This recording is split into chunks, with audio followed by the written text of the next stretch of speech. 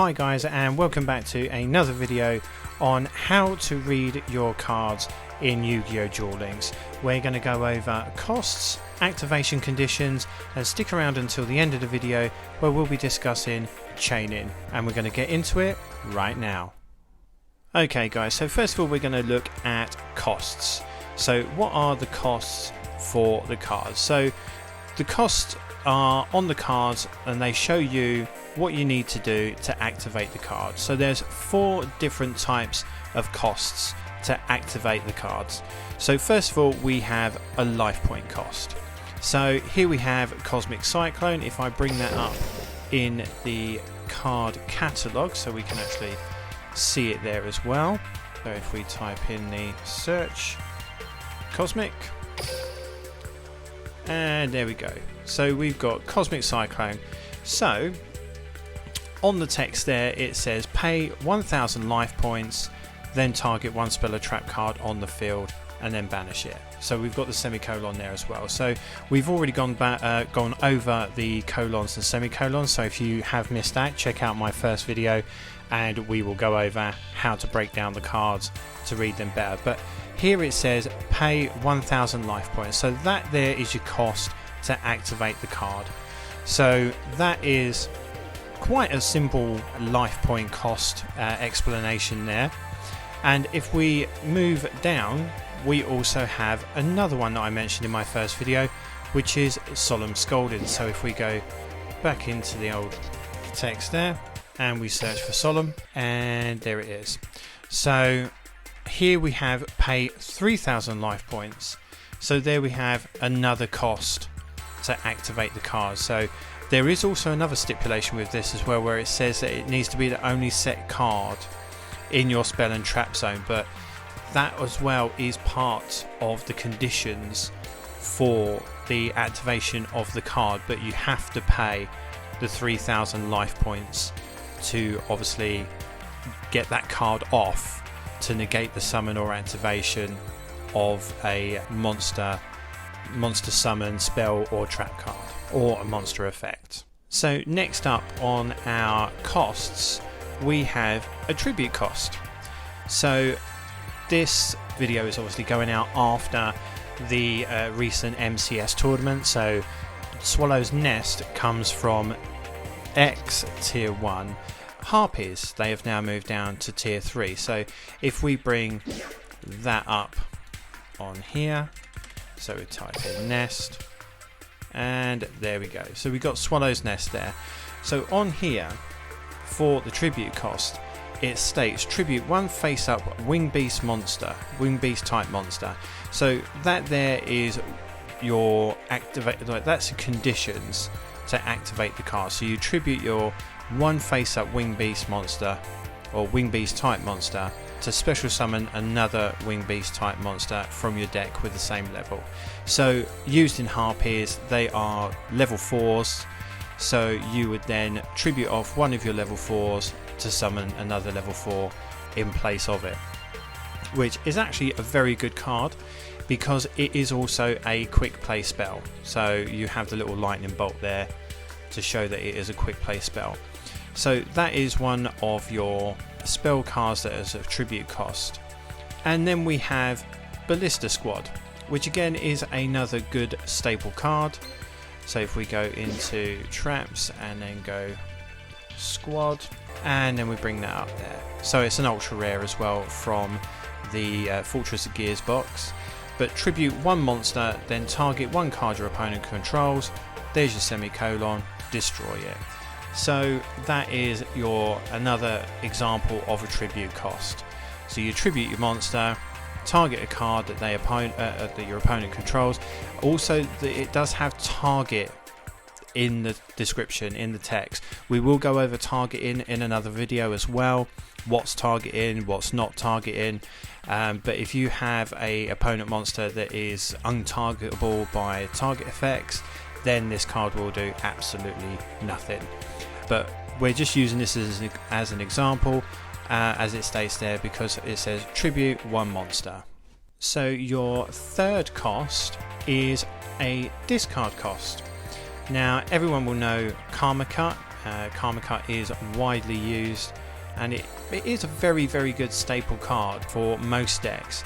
But in the text there it says discard one card, then target one face-up monster your opponent controls. So you've got your conditions and activation there right at the beginning before the semicolon, as we've said before in my previous video, and then you can banish the target, then banish all the cards with the same name from your opponent's graveyard, which is actually really good, especially if you're playing against something like Blue Eyes deck.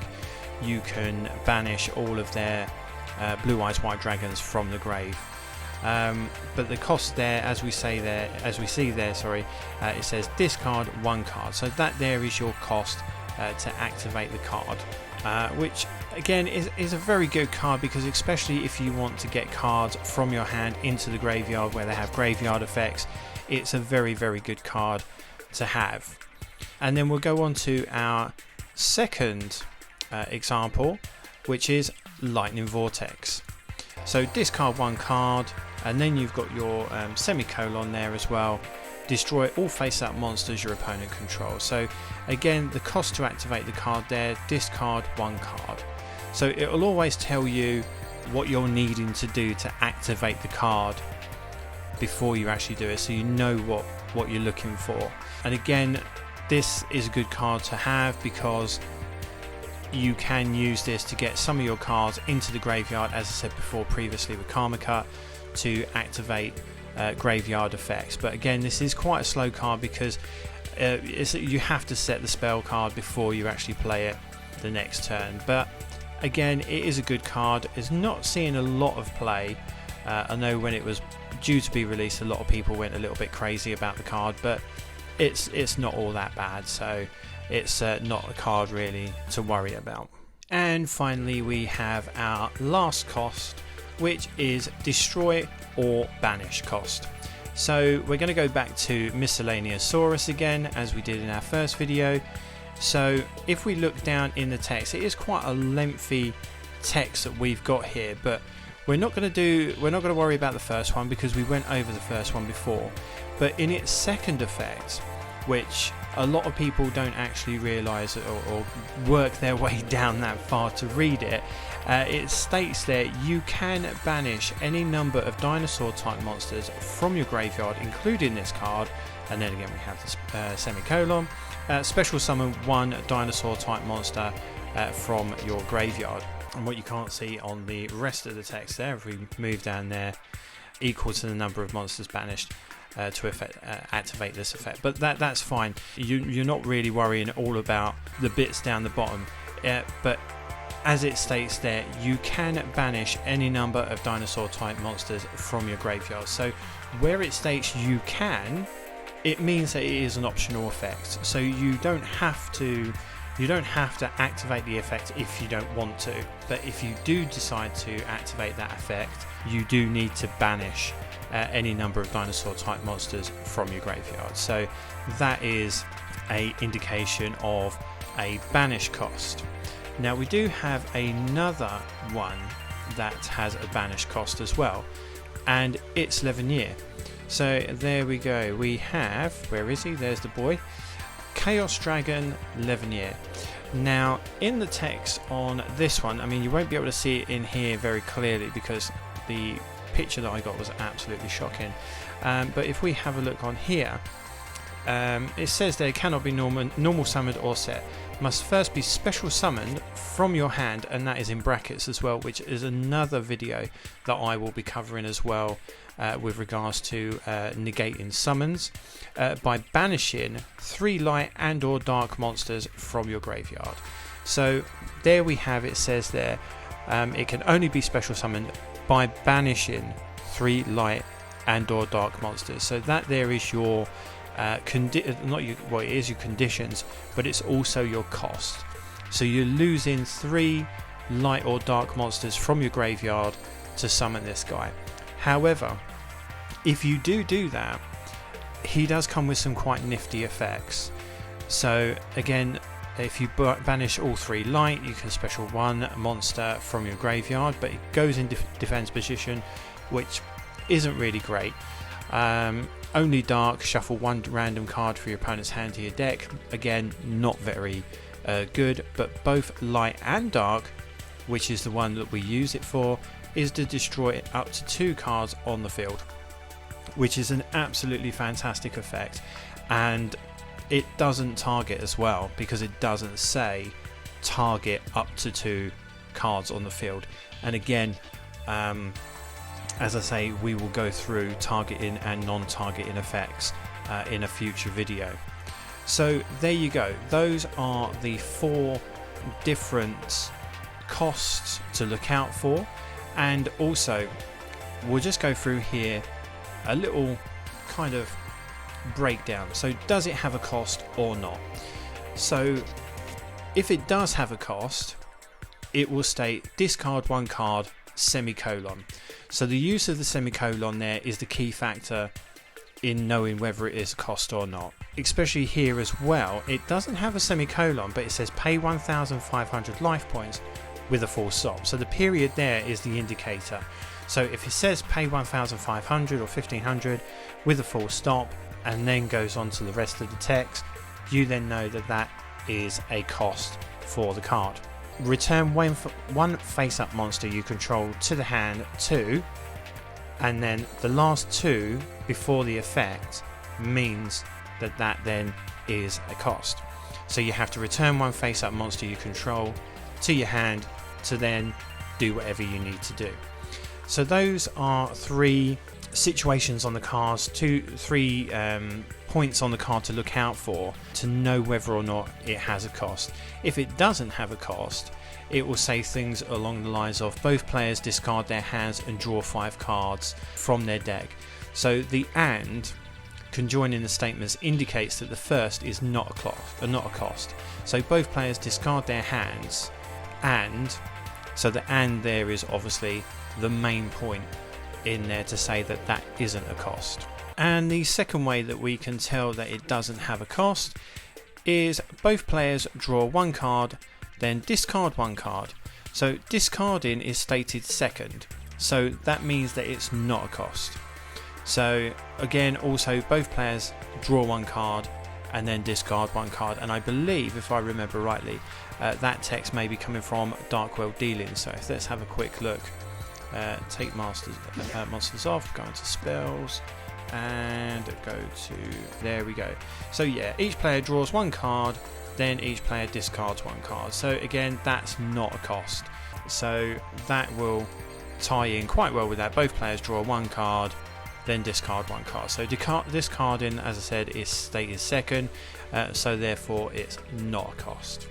So hopefully that will help you out with regards to finding out what consists of a cost and what is not a cost.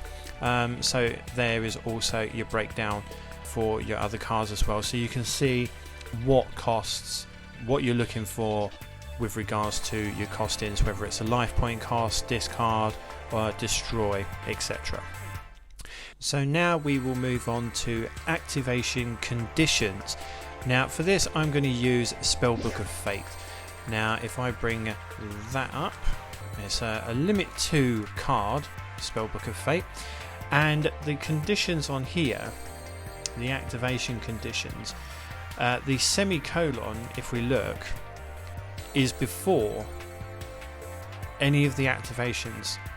So it's a quick play spell as well, but all you have to do is you just have to have a spellcaster type monster.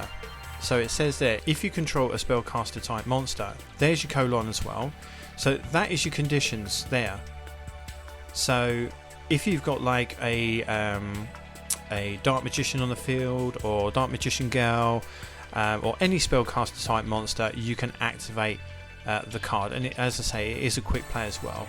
You can banish, and again this one is coming as a cost as well, so it says you can banish up to 3 spellbook cards from your graveyard. And then again there's your conditions, there is your activation part, there is your semicolon, and then apply this effect depending on the number of spell cards banished from this card's activation.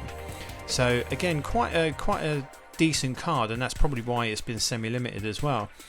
So depending on how many you return, you can do so many different things. So you can return a set spell or trap card back to the hand, change the monster from to face down position or face up attack position, or even banish one card from your opponent that he controls or she controls.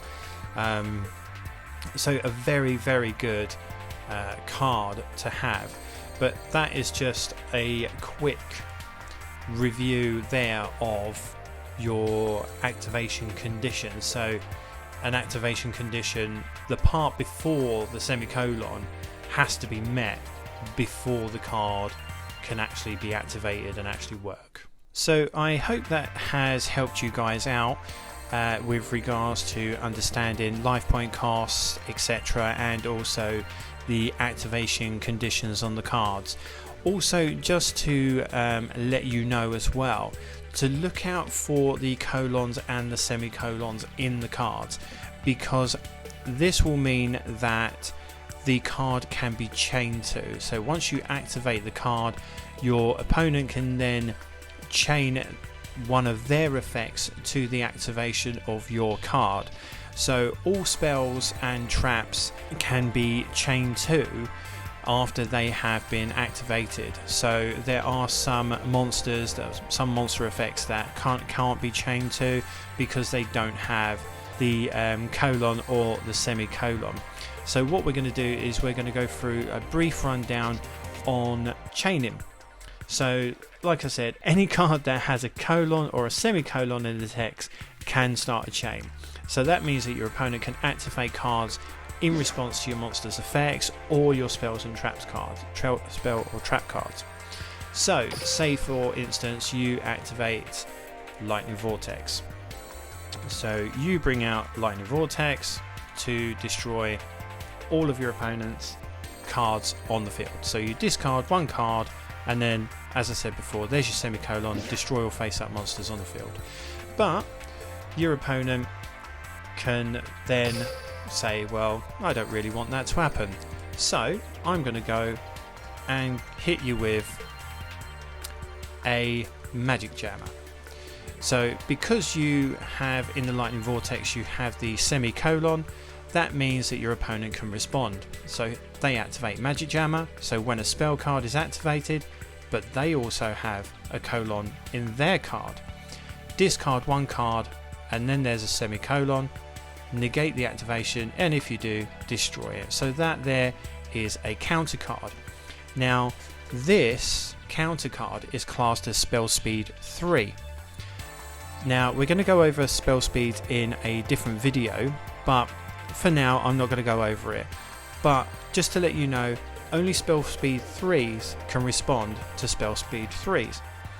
So in response, you have another back row card, and that back row card is